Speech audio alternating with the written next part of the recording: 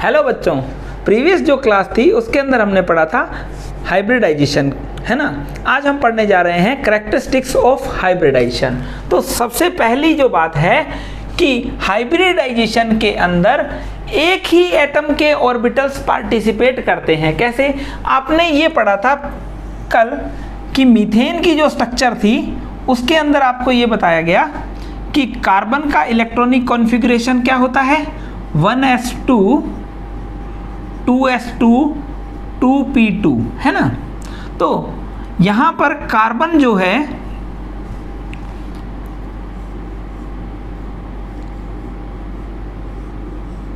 वो इसे बोला जाएगा 1s, इसे 2s और ये 2p, है ना। तो ये जो है इसके अंदर इलेक्ट्रॉन फिल है 2, यहाँ पर इलेक्ट्रॉन फिल है 2 और यहाँ पे एक इलेक्ट्रॉन फिल है ना। तो अब क्या होगा, कार्बन के अंदर 6 इलेक्ट्रॉन्स होते हैं और 6 प्रोटॉन्स होते हैं। तो कार्बन अपनी एक्साइटेड स्टेट के अंदर क्या करेगा, कार्बन अपनी एक्साइटेड स्टेट के अंदर एक इलेक्ट्रॉन यहाँ से यहाँ जंप हो जाता है। अब ये 1s से जंप क्यों नहीं हुआ, ये इसलिए जंप नहीं हुआ क्योंकि यहाँ पर जो 1s और 2s जो है, जो 2s और 1s के बीच में एनर्जी का जो गैप है वो बहुत ही ज़्यादा है, जबकि 2s और 2p जो हैं वो एक ही शेल के ऑर्बिटल्स हैं। वो क्या है, एक ही शेल के ऑर्बिटल्स हैं। जब भी आप बात करेंगे तो सबसे पहले क्या होता है, एटम की बात करें तो सबसे पहले सेंटर में क्या होता है, न्यूक्लियस। जो न्यूक्लियस होता है उसके अंदर कौन रहता है, प्रोटॉन एंड न्यूट्रॉन्स, और इनके चारों ओर होते हैं शेल्स। इन शेल्स में कौन चक्कर लगाते हैं, इलेक्ट्रॉन्स मूव होते रहते हैं। तो ये कौन सा है, ये फर्स्ट शेल है। ये कौन सा है, सेकंड शेल है। अब सेकंड शेल के अंदर कौन कौन से होंगे, 2s एंड 2p होंगे। तो ये कौन है, दोनों एक ही शेल के ऑर्बिटल्स हैं। जब दोनों एक ही शेल के ऑर्बिटल्स हैं तो इनका एनर्जी का जो गैप है वो बहुत ज़्यादा नहीं होगा। जबकि 1s और 2s की बात करें तो जैसे जैसे आप न्यूक्लियस से डिस्टेंस बढ़ाते जाएंगे वैसे वैसे एनर्जी इलेक्ट्रॉन की क्या होती जाएगी, इंक्रीज होती जाएगी। और जैसे जैसे ये डिस्टेंस बढ़ती जाएगी इलेक्ट्रॉन पर अट्रैक्शन जो है, ये अगर मान लो आउटर मोस्ट इलेक्ट्रॉन है तो इस पर जो अट्रैक्शन है वो क्या होता जाएगा, कम होता जाएगा। क्यों? क्योंकि न्यूक्लियस के अंदर क्या होते हैं, पॉजिटिव चार्ज प्रोटॉन्स, ठीक है, और जबकि इलेक्ट्रॉन्स पर कैसा चार्ज होता है, नेगेटिव चार्ज होता है। तो ये क्या करेंगे, ये इसको अट्रैक्ट करेंगे। तो 1s वाले तो ज़्यादा अट्रैक्ट होंगे और लास्ट ऑर्बिटल जो होगा उसके इलेक्ट्रॉन्स जो होंगे वो कम अट्रैक्ट होंगे। तो यहाँ पर हमें क्या डिस्कस कर रहे हैं, हम डिस्कस कर रहे हैं इलेक्ट्रॉन की एनर्जी, ठीक है, ना कि इनका अट्रैक्शन। तो एनर्जी की अगर बात की जाए तो जैसे जैसे ऑर्बिटल्स की डिस्टेंस बढ़ती जाएगी न्यूक्लियस से वैसे वैसे इन इलेक्ट्रॉन्स की खुद की एनर्जी जो है वो क्या होती जाएगी, इंक्रीज होती जाएगी। अब देखना, अगर आपसे ये पूछ लिया जाए कि 1s और 2s में से एनर्जी किसकी ज़्यादा है तो 2s की, ठीक है ना। अब देखो यहाँ पर ये एनर्जी का इंक्रीजिंग ऑर्डर ही चल रहा है ना। तो यहाँ पर क्या हो रहा है, ये 2s से 2p में इलेक्ट्रॉन जंप क्यों कर गया, क्योंकि इनकी एनर्जी क्या है, ऑलमोस्ट सिमिलर है। क्यों? क्योंकि ये दोनों क्या है, सेकंड शेल के ऑर्बिटल्स हैं, ठीक है। अब देखना, जब एक इलेक्ट्रॉन यहाँ पर जंप कर जाता है तो 2s के अंदर कितने बचे, एक इलेक्ट्रॉन, और 2p के अंदर कितने बचे, 3 इलेक्ट्रॉन हो जाएंगे, ठीक है। तो हम सबसे पहले ये बात करते हैं यहां पर कि s ऑर्बिटल्स की शेप कैसी होती है।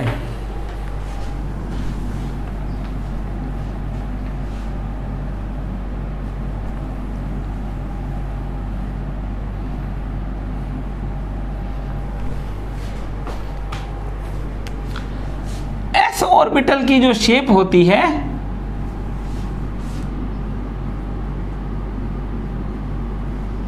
वो होती है स्फेरिकल।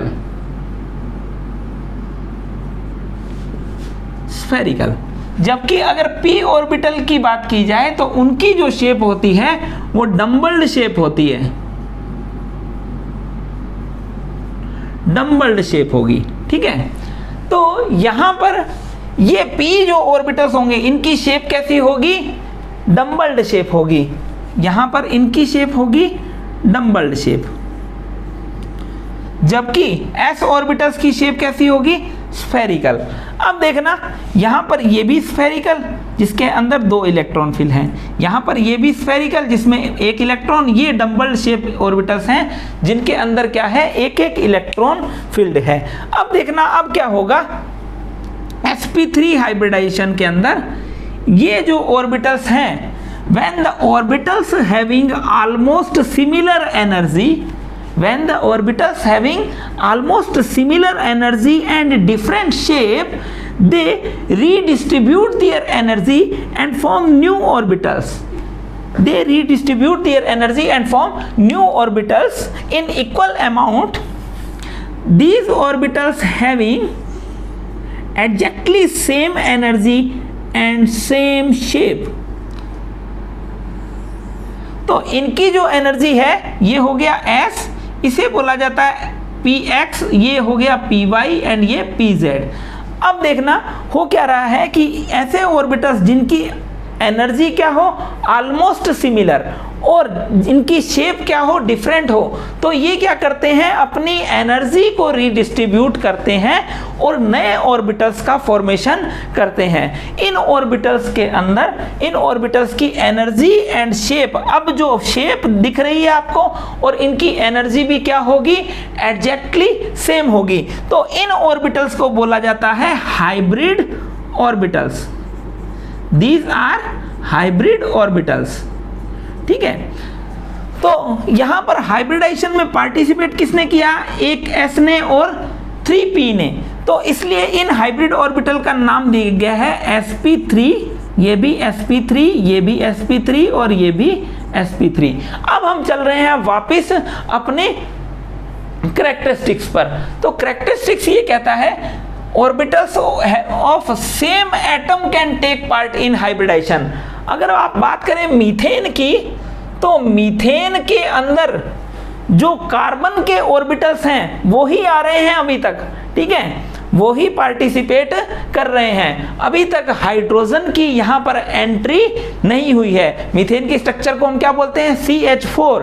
तो CH4 में कार्बन के ऑर्बिटल्स तो पार्टिसिपेट कर रहे हैं, लेकिन हाइड्रोजन के ऑर्बिटल्स पार्टिसिपेट नहीं करेंगे। दैट मीन्स एक ही एटम के ऑर्बिटल्स क्या करेंगे, पार्टिसिपेट यहां पर करेंगे। तो फर्स्ट जो पॉइंट है हम उसको रब कर देते हैं यहां पर।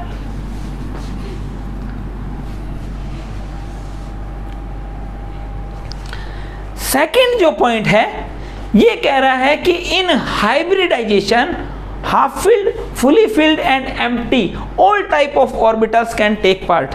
ठीक है, दैट मीन्स कोई भी ऑर्बिटल्स हो वो पार्टिसिपेट कर सकते हैं, चाहे वो हाफ फिल्ड हो, चाहे फुली फिल्ड हो, चाहे एम्प्टी हो। किस तरीके से, हम अभी इसको डिस्कस करते हैं।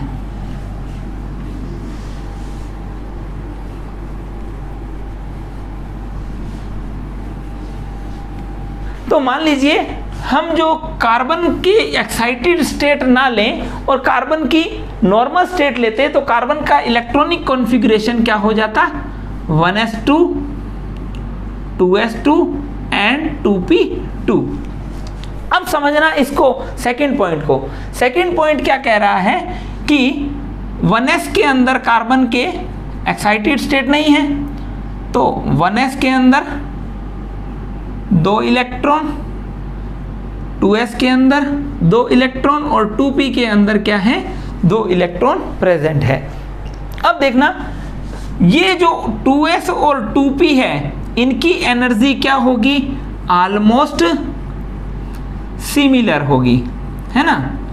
तो पार्टिसिपेट कौन करेंगे, यही पार्टिसिपेट करेंगे। अब मान लीजिए यहां पर sp3 हाइब्रिडाइजेशन होता है। ठीक है, तो इनकी जो शेप है वो कैसी होगी, स्फेरिकल, और इन तीनों की होगी डम्बल्ड शेप, है ना। अब मान लीजिए यहां पर ये डायरेक्ट हाइब्रिडाइजेशन हो जाता, एक्साइटेड स्टेट ना होती तो यहां पर ये हाइब्रिडाइजेशन होता तो हाइब्रिड ऑर्बिटल्स बनते, और ये जो हाइब्रिड ऑर्बिटल्स बनते इनकी शेप भी ऐसी ही होती, उसमें कोई भी डिफरेंस नहीं होता।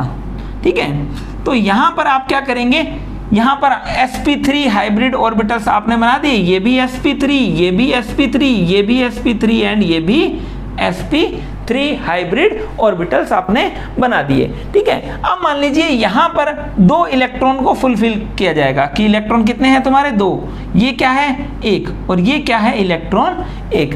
तो हाफ फिल्ड, फुली फिल्ड और एम्प्टी, ये कौन है फुली फिल्ड, ये कौन है हाफ फिल्ड। हाफ फिल्ड का मतलब क्या है, एक ऑर्बिटल के अंदर मैक्सिमम इलेक्ट्रॉन्स कितने हो सकते हैं, 2 इलेक्ट्रॉन्स हो सकते हैं। तो हाफ फिल्ड में क्या होंगे, 1 इलेक्ट्रॉन को क्या बोला जाएगा, अगर 1 इलेक्ट्रॉन प्रेजेंट है ऑर्बिटल के अंदर तो उसे बोला जाएगा हाफ फिल्ड ऑर्बिटल।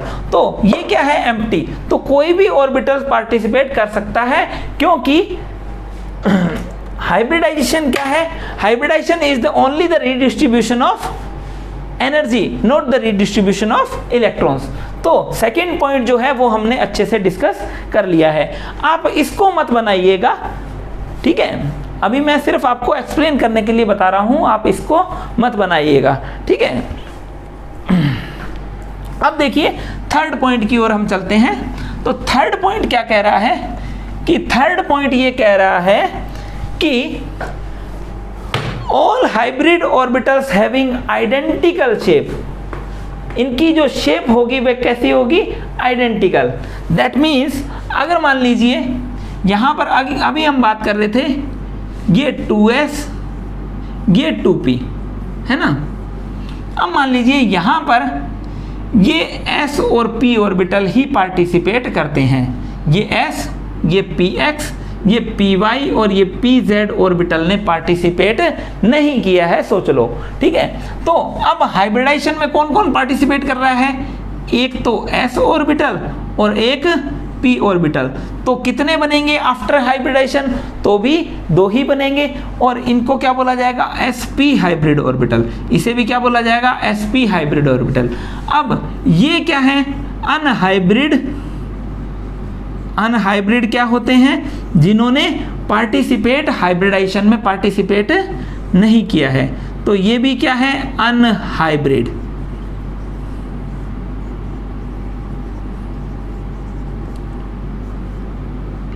py हो गया और ये pz हो गया।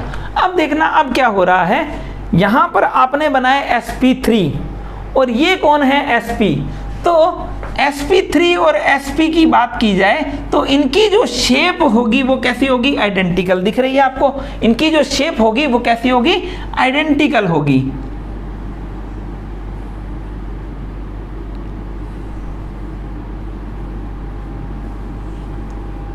इनकी जो शेप होगी वो कैसी होगी, इन तीनों की शेप कैसी है, आइडेंटिकल शेप है, लेकिन इनका साइज क्या हो रहा है, साइज धीरे धीरे इंक्रीज होता जा रहा है। तो अब यहां पर देखो कि हम बोल रहे हैं size is inversely proportional to S character. ये क्या बात हुई, यहां पर अगर आप एस कैरेक्टर की बात करेंगे, एस परसेंटेज की बात करेंगे, तो एस परसेंटेज यहां पर कितना है बच्चे, एस परसेंटेज है एक एस और एक पी, तो एस परसेंटेज है यहां पर 50%, जबकि यहां पर एस परसेंटेज कितना है 25%।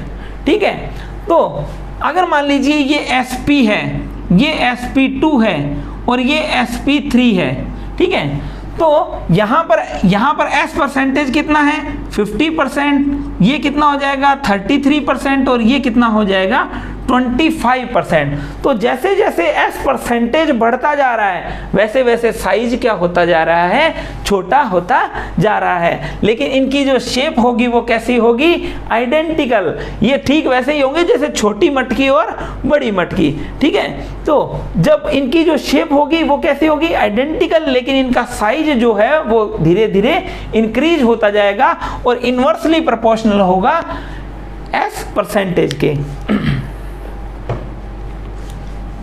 अब हम बात कर रहे हैं नेक्स्ट पॉइंट की।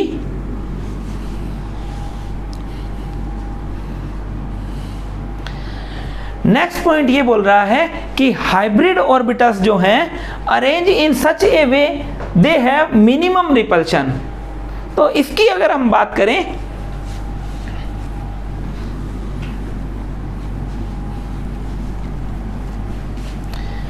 कि जो हाइब्रिड ऑर्बिटल्स हैं, अगर मान लीजिए मैंने ये कह दिया कि एक s और एक p ऑर्बिटल ने पार्टिसिपेट किया हाइब्रिडाइजेशन के अंदर, तो कितने बनेंगे? 2 हाइब्रिड ऑर्बिटल बनेंगे। ये भी sp और ये भी एक जैसे बनाने हैं बच्चे, है ना। ये भी sp और ये भी sp, इनकी दोनों की शेप और साइज क्या होगा? एग्जैक्टली सेम होगा, और इनकी एनर्जी भी क्या होगी? सेम। लेकिन इनकी एनर्जी क्या हो सकती है? ऑलमोस्ट सिमिलर, लेकिन शेप क्या होगी? डिफरेंट। ठीक है, तो ये जब बने तो यहाँ पर तो इसको बोला जाता है नोड, जहाँ पे इलेक्ट्रॉन फाइंडिंग पॉसिबिलिटी या इलेक्ट्रॉन फाइंडिंग प्रोबेबिलिटी जो है वो क्या होती है? मिनिमम होती है। जबकि इलेक्ट्रॉन कहाँ होंगे? इनकी नीचे वाली जिसको बोलते हैं इसको लोब, लोब के अंदर इलेक्ट्रॉन फाइंडिंग टेंडेंसी जो है वो मैक्सिमम होती है। तो अब हम बात करें तो ये 2 sp हाइब्रिड ऑर्बिटल्स हैं। ठीक है, इनकी जो इलेक्ट्रॉन्स हैं वो आपस में एक दूसरे को क्या करेंगे? रिपेल करेंगे। तो आप इस तरीके से इसको समझ सकते हैं कि ये मान लीजिए ये sp और एक ये sp, तो इनका जो कैप वाला जो एरिया है इसके अंदर इलेक्ट्रॉन है। अगर मान लीजिए इसको इस तरीके से शो किया हमने, तो यहाँ पर जो रिपल्शन होगा वो मैक्सिमम होगा। अगर मान लीजिए ये 180 डिग्री पे एडजस्ट हो जाते हैं तो इनका जो रिपल्शन है वो कैसा हो गया? मिनिमम रिपल्शन हो गया। अगर मान लीजिए इससे इधर बोर्ड एंगल ये बढ़ाना चाहे तो इधर से क्या होगा? इसका रिपल्शन शुरू हो जाएगा। तो ये इस तरीके से एडजस्ट होंगे कि इनके बीच में जो रिपल्शन है वो कैसा हो जाए? मिनिमम रिपल्शन हो। तो अगर sp हाइब्रिड ऑर्बिटल की बात की जाए तो यहां पर मिनिमम रिपल्शन होगा और दोनों के अंदर यहां पर एक एक इलेक्ट्रॉन प्रेजेंट है। अगर यहां पे भी एक एक इलेक्ट्रॉन प्रेजेंट है, ठीक है। अगर मान लीजिए ये इस तरीके से होता कि इसके पास 2 इलेक्ट्रॉन और 1 इलेक्ट्रॉन, तो ये भी इस तरीके से आप इनको फुलफिल कर देते, है ना। ये sp और ये भी sp, तो ये इस तरीके से एडजस्ट होंगे कि इनके बीच में जो रिपल्शन है वो क्या लगे? मिनिमम रिपल्शन यहाँ पर लगे। अब मान लीजिए अगर एक s और 2 p ऑर्बिटल ने पार्टिसिपेट किया होता, है ना,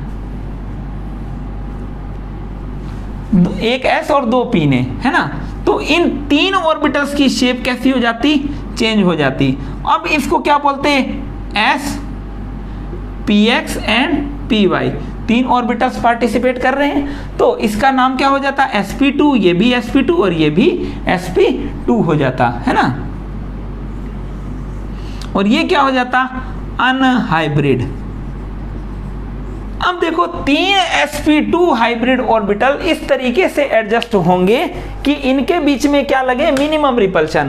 अब देखिए ये एक sp2, ये दूसरा sp2 और ये तीसरा sp2, ये इस तरीके से एडजस्ट होंगे कि इनके बीच में रिपल्शन जो है वो मिनिमम लगे, कि यहाँ पर जो रिपल्शन है वो क्या होगा? मिनिमम रिपल्शन, और इनके बीच में बॉन्ड एंगल जो है वो कितना हो जाएगा?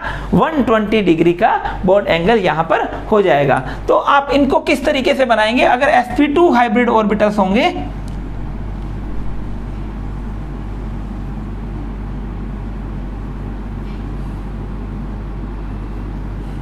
ये भी sp2, ये भी sp2 और ये भी sp2, तो हम ये बोल सकते हैं कि हाइब्रिडाइजेशन क्या डिसाइड करता है? हाइब्रिडाइजेशन डिसाइड करता है मॉलिक्यूल का बॉन्ड एंगल। यहाँ पर बॉन्ड एंगल कितना आ रहा है? 180 डिग्री का। यहाँ पर बॉन्ड एंगल कितना आ रहा है? 120 डिग्री का बॉन्ड एंगल आ रहा है। अगर मान लीजिए यहाँ पर ये 4 sp3 हाइब्रिड ऑर्बिटल्स हैं, तो ये इस तरीके से एडजस्ट होंगे कि इनके बीच में भी क्या लगे? Minimum repulsion. अब मान लीजिए यहाँ पर ये ऑर्बिटल भी पार्टिसिपेट यहाँ पर कर लेता है, px, py एंड pz, तो इसकी भी शेप क्या हो जाएगी? इनके जैसी ही हो जाएगी, और अब इनको क्या बोला जाएगा, इनको बोला जाएगा sp3 sp3 sp3 एंड ये भी sp3। ठीक है, अब मान लीजिए इसमें इलेक्ट्रॉन है ही नहीं, तो आप क्या करेंगे, 2 इलेक्ट्रॉन 1 इलेक्ट्रॉन 1 इलेक्ट्रॉन। ठीक है,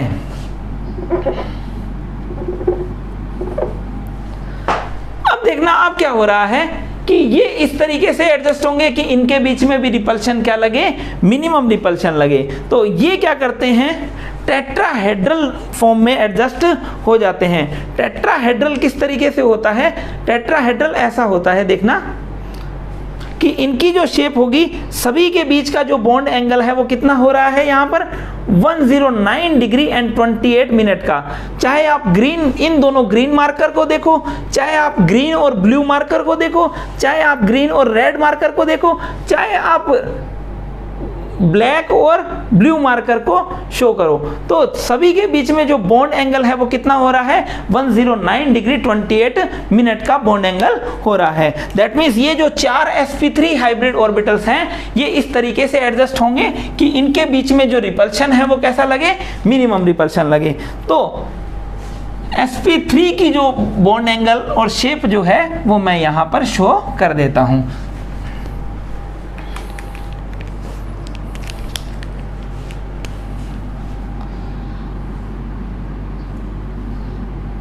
sp3 में आपको क्या चीज ध्यान में रखनी है कि sp3 की जो शेप होती है वो 3D शेप होती है, तो उसको आप 2D के अंदर आप बनाएंगे तो आपको क्या बनाना होगा, इस तरीके से बनाना होगा। आपको लगेगा कि एक लोब थोड़ी छोटी है और एक बड़ी है, ऐसा कुछ भी नहीं है। एक आउट ऑफ द प्लेन है और एक 2 लोब्स जो हैं, एक तो अबव द प्लेन है और एक बिलो द प्लेन है और 2 प्लेन के अंदर प्रेजेंट है। तो ये जो 4 लोब्स हैं और चारों लोब्स के बीच में क्या है, 109 डिग्री 28 मिनट का बॉन्ड एंगल है। तो दोबारा देख लीजिए इनकी जो शेप होगी वो किस तरीके से होगी। 4 जो हाइब्रिड ऑर्बिटल्स होंगे वो इस तरीके से एडजस्ट होंगे कि इनके बीच में जो रिपल्शन है वो किस तरीके से लगे, मिनिमम रिपल्शन लगे। ठीक है, तो इनकी जो शेप होगी वो इस तरीके से एडजस्ट हो जाएगी, तो इनके बीच में जो रिपल्शन है वो मिनिमम हो जाएगा। तो ये देखना, ये इस तरीके की कुछ शेप यहाँ पर हो जाएगी। तो आप जब इसको 3D में बनाओगे तो कुछ इस तरीके से आपको बनाना होगा।